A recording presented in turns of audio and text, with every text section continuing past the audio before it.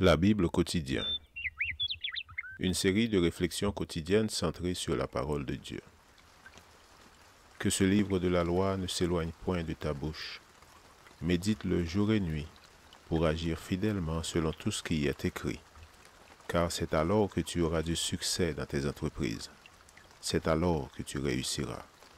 Josué chapitre 1, verset 8.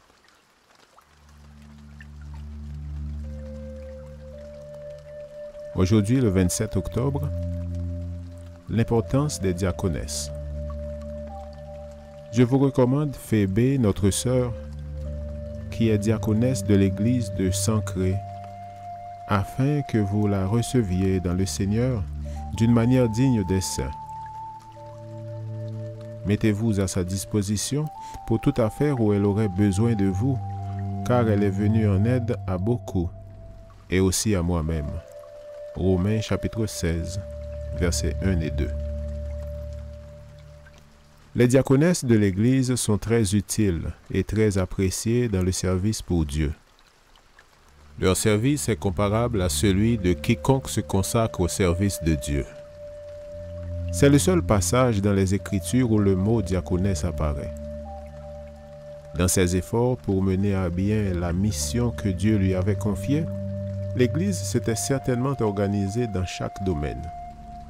Après avoir nommé les diacres, dans Acte 6, versets 1 à 7, afin de répondre à un besoin d'aide important, il a dû s'avérer nécessaire de nommer aussi des diaconesses. Selon ce que Paul dit d'elle, Phébé semble avoir été une femme très importante. Son nom signifie radieux ou brillant.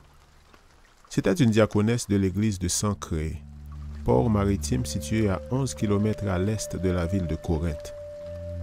Il est possible que ce soit elle qui ait apporté la lettre ou épître aux Romains lors de son voyage à Rome.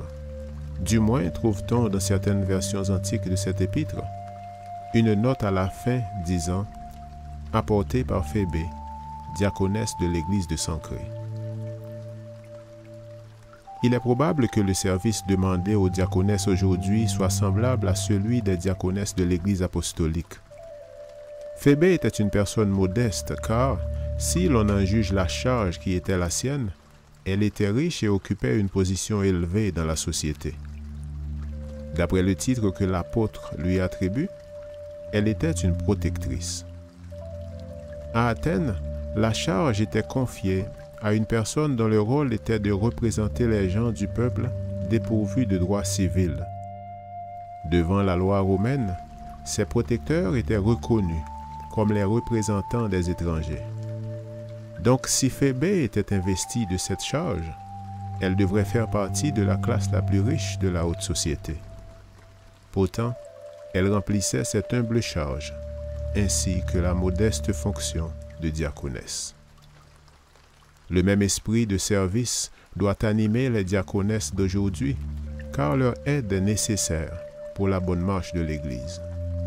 De même, le respect et la considération que l'apôtre Paul manifesta à Phébé devraient aujourd'hui encore être manifestés aux diaconesses de nos églises.